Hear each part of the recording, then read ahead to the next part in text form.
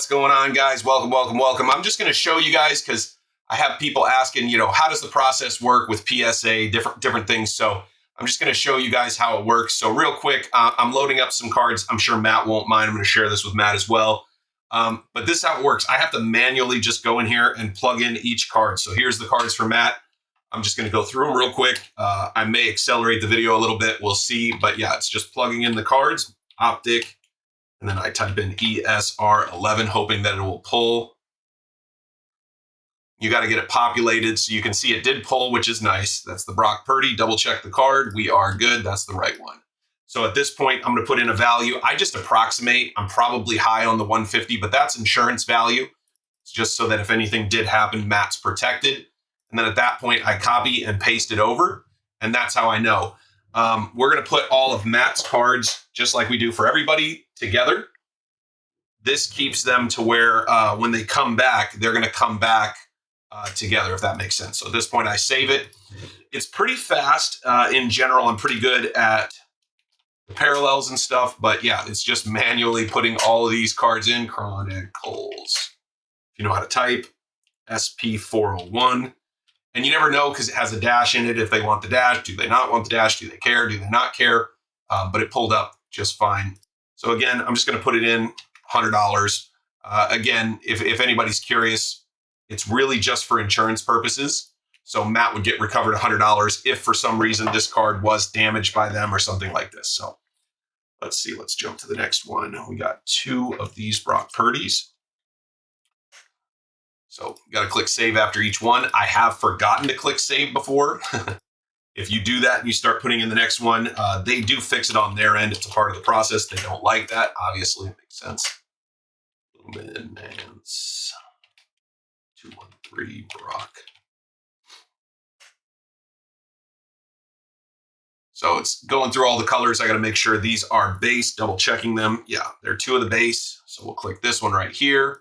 So when I put in this, it's the total items for maximum protection. You can kind of see what it pops up. So on this one, I'm just going to say like 250, like as if they're worth, about one and a quarter a piece. Part of it is, if the card were to get a gem mint 10, I figure it's got to be worth at least that. And so I'm kind of protecting against that. As you guys can see, max declared values at 500.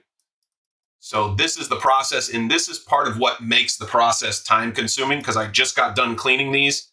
And before I move to the next person, I'm popping them all in the system. The reason for this is it keeps it to where I don't mix up people's cards because I pulled Matt's out of the box and I'm just loading them into the system. Let's see, Chronicles photo. Actually, for this one, I'm just going to write PH36. So yeah, if you guys have any questions about this, purple, red, we're just looking for the base again. It's this one right there. Double check, make sure it is the base. It is. And I am, the other thing they want you to do is they want to make sure that you load all these cards in order, right? So as I put them in, they go face down in that order. So that way when PSA receives it, oops, I forgot to paste that over. Oh, dang it. So I just missed pasting it. So I actually have to go all the way down here to the bottom, grab it, and then copy it in. So if you've ever seen me miss one, that's as easy as, normally I'm not talking to people while I do this, but it's easy to miss stuff as you're going. But that's why we have all the other steps, videos, pictures, things like this, so that if anything gets missed on accident, we can get that remedied. Let's see, 374 Brock.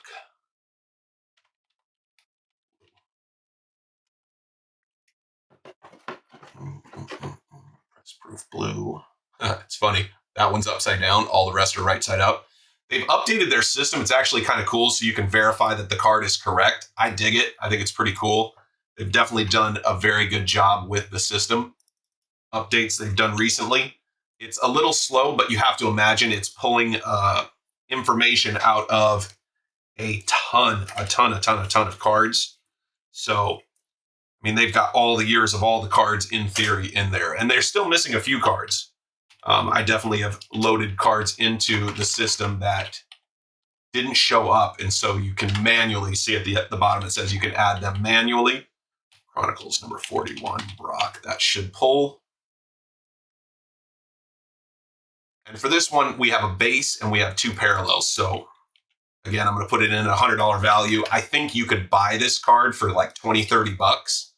But the $100 value in my mind is protecting him against getting a 10. So if we were to get a 10 for Matt, this card would be protected up to $100, which may not be the full value of what it would sell for as a 10. But in my mind, it protects Matt pretty well. I got to be close. I always think that I'm pretty close. If something were to happen, I'm going to make Matt whole for sure. Again, hopefully nothing ever happens. We haven't lost any cards. I've had one card damaged by them, and they took care of us on it. So hollow teal. Put that one in at 150 just because it's a parallel. And if you're asking, hey, why don't you just do $500 on each card? I've done that before. It raises our cost is part of it. So I try to do the best I can and get us coverage for a decent amount based on perceived value. And in theory, you know, we're protected well enough overall, in my opinion, that if for some reason we were to lose a few cards, we would figure it out. And I'd make sure that everybody got taken care of. Again, not something we think is going to happen, not something we're rooting for to happen, but something that definitely could happen. And if it were to happen, I'd make sure everybody gets taken care of. So save that. Bang. All right, well, just a quick overview so you guys can kind of see. It takes time. It's a time-consuming process. I appreciate everyone's patience when you send cards in with us. The goal is to send off a bunch so everybody saves money. It's how I'm able to keep those costs down. And even though you can send in on your own, which if you guys ever need support with sending in on your own, don't hesitate to reach out. I'd love to answer any questions. But by sending in a bunch of cards, we actually save everybody some money on shipping because they're going to charge us return shipping. So yeah, right now we're at $17 and then $2 shipping per card, $5 to me per card. So you're only at 24 bucks a card. It's actually very reasonable. And that includes the video overview, me cleaning every card, prepping them and making sure they look their best. So we do our best to make sure. You can see I've already loaded up 40 cards and we definitely have another 280 plus that are still going in. So appreciate you guys. Thank you guys for checking out the video. If you guys have questions, put them in the comments. I will respond, and I hope everybody has an amazing week.